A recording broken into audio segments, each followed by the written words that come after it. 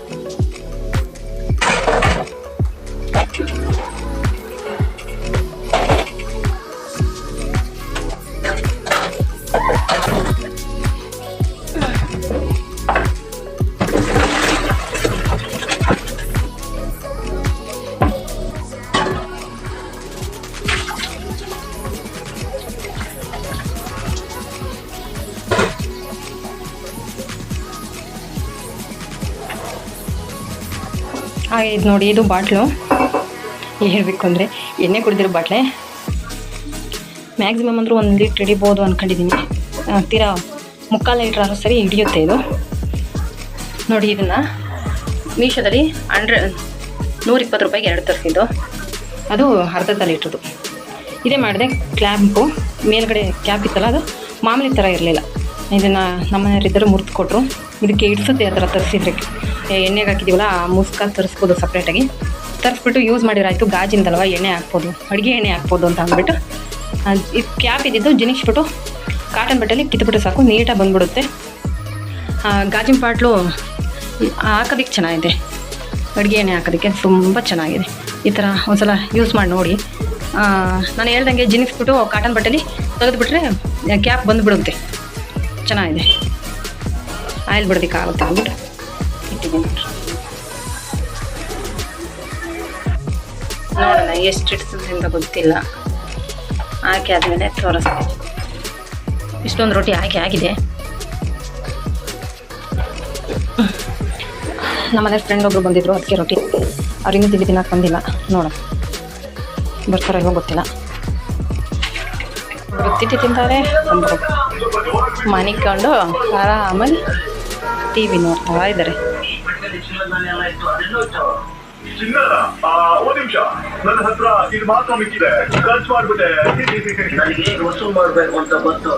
ಗಿಡ ಎಷ್ಟು ಚೆನ್ನಾಗಿ ಬಂದಿದೆ.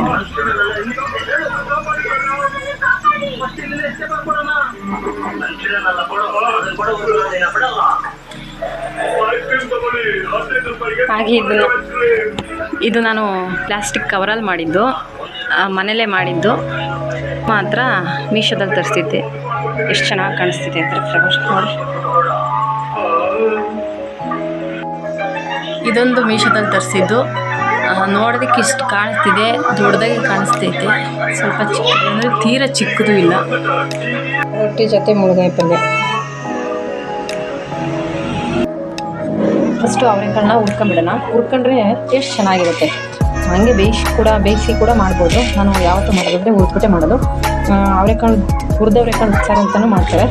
ನಾನಿವತ್ತು ಕರಿಮೀನು ಹಾಕಿ ಕರಿಮೀನು ಸಾರು ಮಾಡ್ತಾಯಿದ್ದೀನಿ. ಚೆನ್ನಾಗಿ ಹುರ್ಕೊಂಡ್ರೆ ಟೇಸ್ಟ್ ಒಂಥರ ಚೆನ್ನಾಗಿರುತ್ತೆ.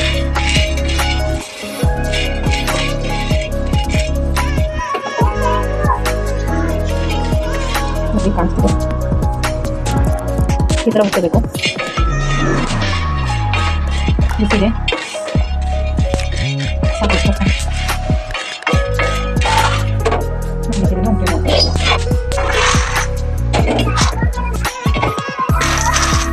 ನೋಡಿ ಕಡಿಮೆ ಇದನ್ನು ಉಳ್ಬಿಟ್ಟು ತೆಗಿಬೇಕು. ತೀರ ತಗೊಂಡು ಈ ಸೈಜಿಗೆ ಆಕ್ಚುಲಿ ತಗೊಂಡು ಒಂದೊಂದು ಇದ್ದಾವೆ. ಇಷ್ಟಿದ್ರೆ ಸಾಕು, ಚಿಕ್ಕದಿದ್ರೆ ಸಾಕು.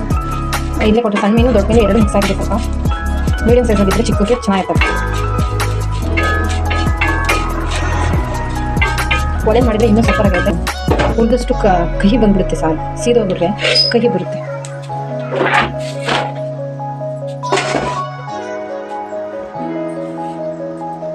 ಇದನ್ನು ಉದ್ದಾಗಿದೆ ಮರಕ್ಕೆ ಹಾಕಿದ್ದೀನಿ. ಇದನ್ನು ಕೇರಬೇಕು. ಫಸ್ಟು ಕೇರ್ಬಿಟ್ಟು ಕೇರ್ ಆದಮೇಲೆ ಹಾಕ್ಬೇಕಂದ್ರೆ ತೊಳೆದು ಹಾಕಬೇಕು.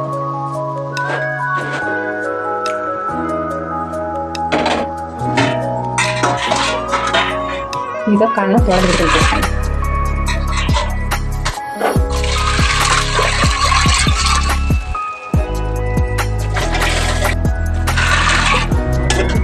ಅಂಗಡಿಯಿಂದ ತಿಂದಿರೋ ಕಾಳನ್ನ ಏನಾರು ಪೌಡರ್ ಗಿಡ ಹಾಕಿದ್ರೆ ತೊಳ್ಕೊಂಡು ಬೇರೆ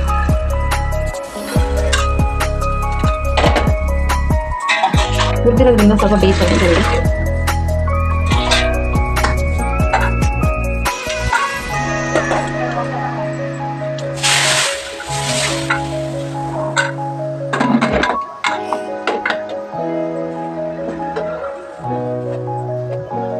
ಎರಡು ಈರುಳ್ಳಿ, ಹಾಗೆ ಒಂದು ಟೊಮೊಟೊ, ಹಾಗೆ ಎರಡು ಬೆಳ್ಳುಳ್ಳಿ, ಅರ್ಧ ಕಾಯಿ, ಇದನ್ನೆಲ್ಲ ಕಟ್ ಮಾಡಿಬಿಟ್ಟು ಖಾರ ರುಬ್ಕೋಬೇಕು. ಇಷ್ಟು ಬಿಟ್ಟರೆ ಒಂದು ಇಂಚು ಶುಂಠಿ ಹಾಕಬೇಕು. ಈಗ ಶುಂಠಿ ಇಲ್ಲ, ಅದರಿಂದ ಶುಂಠಿ ಇಲ್ಲದೆ ಇರೋಕ್ಕೆ ಶುಂಠಿ ಹಾಕಿದ ನಡೀತೆ ಹಾಕ್ತೀನಿ. ನಾನು ಈಗ ಅಷ್ಟು ಹಾಕಿ ರುಬ್ಕೊತೀನಿ. ರುಬ್ಬಿತಾ ಇದೆ. ಸ್ವಲ್ಪ ಕೊತ್ತಂಬರಿ ಹಾಕಿ ರುಬ್ಬಿದ್ದೀನಿ ನೋಡಿ. ಇದಕ್ಕಿನ್ನೂ ಮಸಾಲ ಪುಡಿ ಹಾಕಿಲ್ಲ. ನಾನು ಮಿಕ್ಸ್ ಮಾಡಿರೋಂಥದ್ದೇ ಮನೇಲಿ ಮಾಡಿದಂಥ ಸಾಂಬಾರು ಪುಡಿ ಮತ್ತು ಖಾರ ಪುಡಿ ಮಾಡ್ತಿರೋಂಥದ್ದು. ಮನೇಲೆ ಮಾಡಿರೋಂಥ ಖಾರ ಪುಡಿ ಸಾಂಬಾರು ಪುಡಿ ಎರಡು ಮಿಕ್ಸ್ ಇದೆ. ಇದರಲ್ಲಿ ನಾನು ಎರಡು ಅಳತೆಗೆ ಅಂತ ಅಂದ್ಬಿಟ್ಟು ಇದ್ರಲ್ಲಿ ಹಾಕಿದ್ದೀನಿ. ಚಿಕ್ಕದು ಎರಡು ಬಟ್ಟಲು. ನಾನು ಸ್ವಲ್ಪ ಖಾರ ಕಮ್ಮಿ ತಿಂತೀವಲ್ಲ, ಅದಕ್ಕೆ ಖಾರ ಪುಡಿ ಕಮ್ಮಿನೇ ಹಾಕ್ತೀನಿ. ಬೇಕು ಅಂದರೆ ನಾನು ಸ್ವಲ್ಪ ಖಾರ ಪುಡಿ ಹಾಕ್ತೀನಿ. ಇಷ್ಟನ್ನು ಇದು ಬೆಂದಾದಮೇಲೆ ಊದ್ಬಿಡ್ತೀನಿ. ಕಾಳಿಷ್ಟು ಬೆಂದಿದ್ದಾವೆ. ಅರ್ಧ ಬೆಂದ ಮೇಲೆ ಖಾರ ಊದ್ಬಿಡ್ತೀನಿ.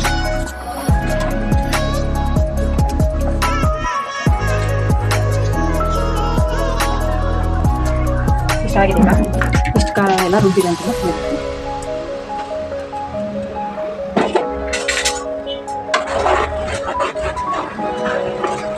ಇದನ್ನ ಈಗ ಚೆನ್ನಾಗಿ ಕೂಗ್ಸೋಣ.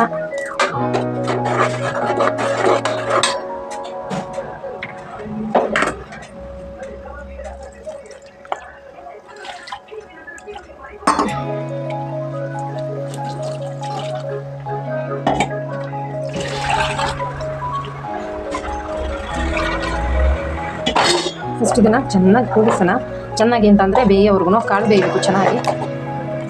ಇದಕ್ಕೆ ಈಗಲೇ ಒಗ್ಗರಣೆ ಹಾಕಲ್ಲ. ಒಗ್ಗರಣೆಗೆ ಹಾಕಿಬಿಟ್ರೆ ಲಾಸ್ಟಿಗೆ ಎಲ್ಲನೂ ಸೇರಿಸಿ ಒಗ್ಗರಣೆಗೆ ಹಾಕಲ್ಲ. ಖಾರ ಊದಿದ್ದೀನಿ. ಖಾರ ಊದಾಗಿದೆ. ಸ್ವಲ್ಪ ಒಂದು ನಿಂಬೆ ಹತ್ರ ಹುಣಸೆಹಣ್ಣು ನೆನೆ ಹಾಕಿದ್ದೀನಿ. ಹಾಗೆ ಎರಡು ಟೇಬಲ್ ಸ್ಪೂನ್ ಅಕ್ಕಿ ಹಿಟ್ಟು ಹುರ್ಕೋಬೇಕು. ಅದನ್ನು ಬಿಸಿ ಮಾಡೋಷ್ಟೊತ್ತಿಗೆ ಹಾಗೆ ಒಂದು 2 ಮುಳುಗಾಯಿ, ಉದ್ದ ಮುಳುಗಾಯಿ ಹಾಕಿದ್ದೀನಿ. 2 ಕುಯ್ಕ್. ಸ್ವಲ್ಪ ಇಲ್ಲಿ ವೆಹಿಕಲ್ಸ್ ಜಾಸ್ತಿ ಇರೋದ್ರಿಂದ ರೋಡ್ ಪಕ್ಕನೇ ಮನೆ ಆಗಿರೋದ್ರಿಂದ ವಾಯ್ಸ್ ಅಷ್ಟು ಕ್ಲಿಯರಾಗಿ ಕೇಳಿಸಿದೆಯೋ ಗೊತ್ತಿಲ್ಲ.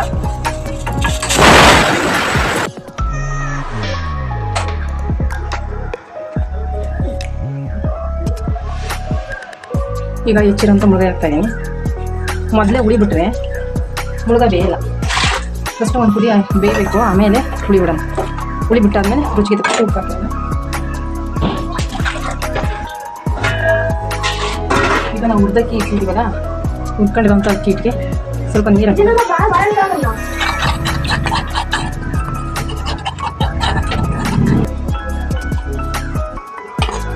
ಕುದಿಗೆ ಬೆಂದೋಯ್ತವೆ. ಚೆನ್ನಾಗಿ ಸಾರು ಬೆಂದು ಲಾಸ್ಟ್ ಇದು ಮಾಡ್ತೀವಿ. ನಾನು ಇದೊಂದು 2-3 ಸಲ ತೊಳ್ಕೊತೀನಿ. ಈಗ ಹುಳಿ ಬಿಟ್ಬಿಡೋಣ.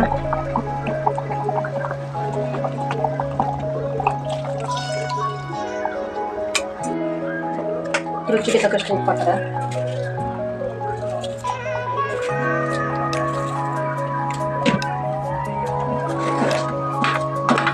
ಈಗ ಬೆಂದಿದೆ, ಇದಕ್ಕೆ ಮೀನು ಹಾಕಿ ತೊಳೆದಿರೋಂಥ ಒಣಮೀನು ಹಾಕಿದ.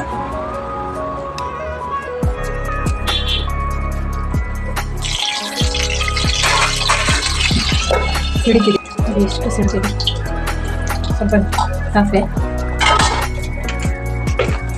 ಸಿಕ್ಕಿದ ತಕ್ಷಣ ಕರಿಬೇವು, ಅರಬಿ,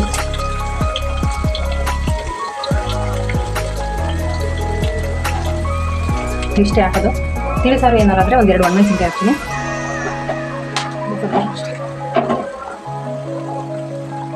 ನಾನು ಇದನ್ನು ಇದ್ರೊಳಗೆ ಹಾಕೋದ್ಕಿಂತ ನಾನು ಇದನ್ನೇ ಸ್ವಲ್ಪ ಸೌಟಲ್ಲಿ ತೆಗೆದು ಅದರೊಳಗೆ ಹಾಕ್ತೀನಿ.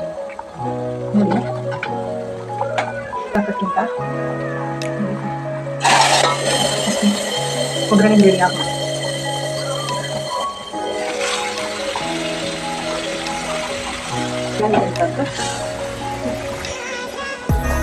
ರೆಡಿಯಾಗಿದೆ. ಸೊ ಇಷ್ಟೇ ಕಮ್ಮಿ ಸಾರು.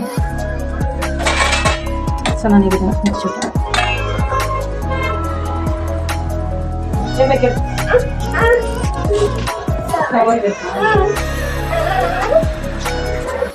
ರಕ್ಕಿದೆ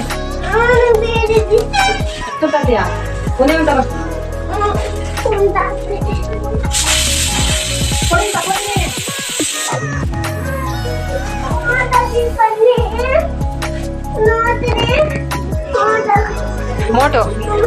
ಮೋಟು ಇನ್ನೊಂದು ಅರ್ಧ ಗಂಟೆ ಬರೋದು. ಚಿಕ್ಕವ್ರ ಬಟ್ಟಿ ಬರ್ತೇನೋ. ಯಾಕೆ ಇದು ಬೆಡ್ಶೀಟ್ ಅನ್ನು ತೆಗ್ದಾಕಿದೆಯಾ? ಸೋಪು ಕವರ್ಗಳೆಲ್ಲ ಕವರ್ಗಳನ್ನು ಏನು ಮಾಡಿದೆ? ಅಲ್ಲಿ ಹಾಕಿದೆಯಾ? ಅಲ್ಲೊಂದೇ ಮೋಟು ಬತ್ಲ ಅದು ಬಂಟಿ. ನಿಂಗೆ ಚೀಕು ಇಷ್ಟನಾ ಬಂಟಿ ಇಷ್ಟನಾ? ಯಾರು ಇಷ್ಟ ನಿಮಗೆ? ಚೀಕು ಬೇಕಾ ಬಂಟಿ ಬೇಕಾ? ಬಂಟಿ ಬೇಕಾ? ಓಹೋ, ಅವನು ನಿನ್ನಂಗೆ ಚಿಕನ್ ಅಲ್ವ ಅದಕ್ಕೆ.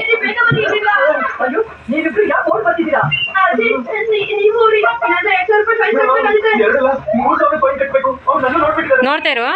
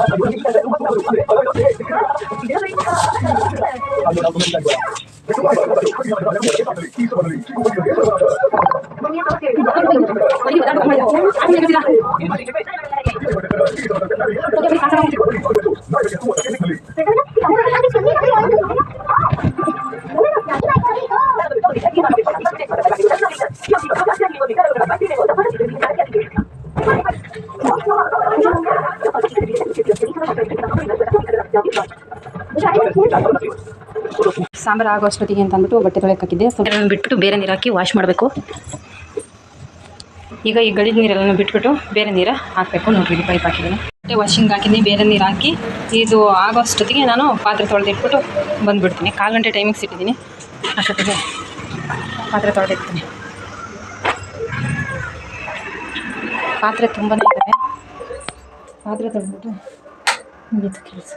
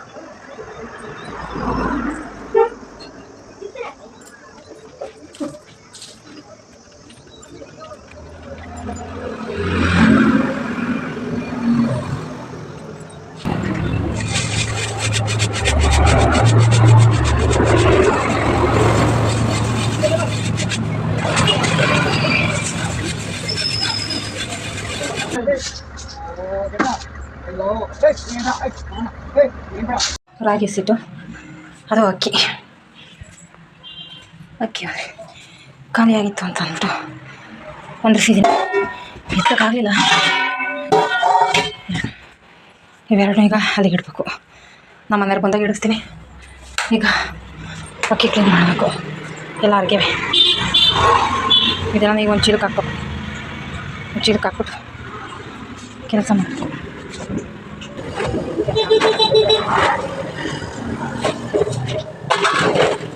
ದಾರ ಇಲ್ಲ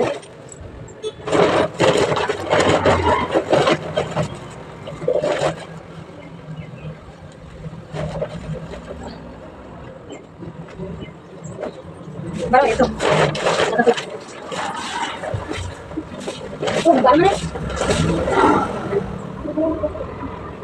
ಬರ್ಸ್ಕೊಂಡು ಅಲ್ಲೇ ಯಾವ್ದು ಕಾಲದಲ್ಲಿ ಅದ್ರ ಮೇಲೆ ಕೂಡ ಇಡೀ ಕೆಳಗೆ ನೀನು ಬರೋದಿಲ್ಲ. ಆಯ್ತದೆ ಎತ್ತು ಬಾರೋ ಸಾಕು ಬಾರವಾ.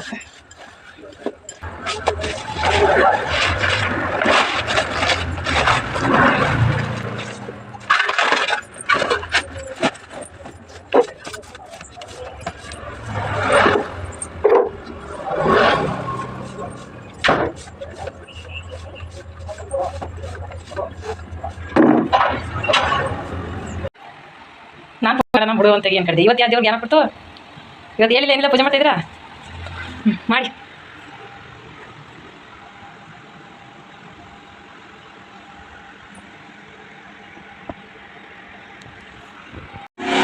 ನಾನು ಈಗ ಒಂದು ಸ್ವಲ್ಪ ತಲೆಗೆ ಎಣ್ಣೆ ಹಾಕೋಣ ಅಂದ್ಕೊಂಡಿದ್ದೀನಿ. ಎಣ್ಣೆ ಹಚ್ಬಿಟ್ಟು ಬರೀ ಗ್ರೂಪ್ ಪ್ರವೇಶಗಳಿಗೆ ಹೋಗಿ ಆ ಫಂಕ್ಷನ್ ಈ ಫಂಕ್ಷನ್ ಅಂತ ಹೋಗಿ ಹೇರ್ ಕೇರ್ ಮಾಡೋಕ್ಕಾಗಲಿಲ್ಲ. ಸೊ ಈಗ ಒಂದು ಸ್ವಲ್ಪ ಎಣ್ಣೆ ಕೊಬ್ಬರಿ ಎಣ್ಣೆನ ಹಾಕಿದ್ದೀನಿ. ಇದಕ್ಕೆ ಅಶ್ವಿನಿ ಹೇರ್ ಆಯಿಲ್ ಮಿಕ್ಸ್ ಮಾಡಿದ್ದೀನಿ. ಹಚ್ಬಿಟ್ಟು ಸ್ನಾನ ಮಾಡೋದ್ರಿಂದ ಕೂದಲು ಸಾಫ್ಟ್ ಆಗುತ್ತೆ, ಸ್ಮೂತ್ ಆಗುತ್ತೆ.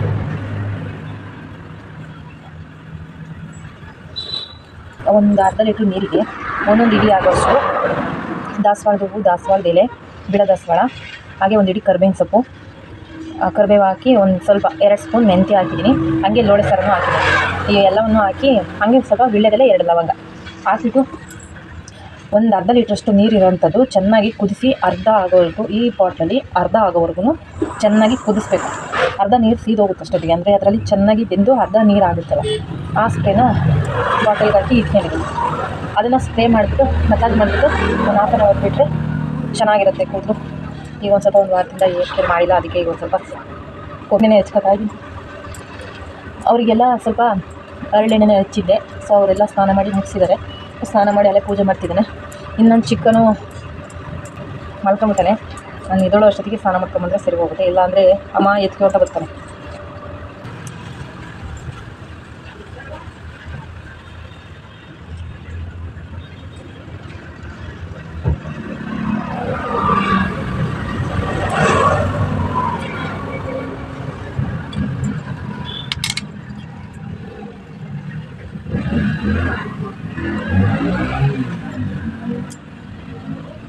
ಈಗ ಸ್ನಾನ ಮಾಡ್ಬೇಕಾದ್ರೆ ಹಿಂಗೆ ಕೊಬ್ಬರಿ ಎಣ್ಣೆ ಸ್ವಲ್ಪ ಸ್ನಾನ ಮಾಡಿದರೆ ಒಂದು ಸ್ವಲ್ಪ ಸಾಫ್ಟ್ ಆಗುತ್ತೆ. ಸೊ ಫ್ರೆಂಡ್ಸ್, ಇವತ್ತಿನ ವೀಡಿಯೋ ಇಲ್ಲಿಗೆ ಏನು ಮಾಡ್ತಾಯಿದ್ದೀನಿ. ವೀಡಿಯೋ ಇಷ್ಟ ಆಗಿದೆ ಲೈಕ್ ಮಾಡಿ, ಶೇರ್ ಮಾಡಿ, ಕಮೆಂಟ್ ಮಾಡಿ. ಹಾಗೆ ನನ್ನ ಚಾನಲ್ನ ಯಾರೆಲ್ಲ ಸಬ್ಸ್ಕ್ರೈಬ್ ಮಾಡ್ಕೊಂಡ್ರೆ ನೋಡ್ತಿದ್ದೀರೋ ಪ್ಲೀಸ್ ನನ್ನ ಚಾನಲ್ನ ಹೋಗಿ ಸಬ್ಸ್ಕ್ರೈಬ್ ಮಾಡ್ಕೊಳ್ಳಿ. ನಾನು ಮಾಡೋವಂಥ ವೀಡಿಯೋದ ಫಸ್ಟ್ ನೋಟಿಫಿಕೇಷನ್ ನಿಮಗೆ ಬರುತ್ತೆ. ಟೇಕ್ ಕೇರ್, ಬಾಯ್.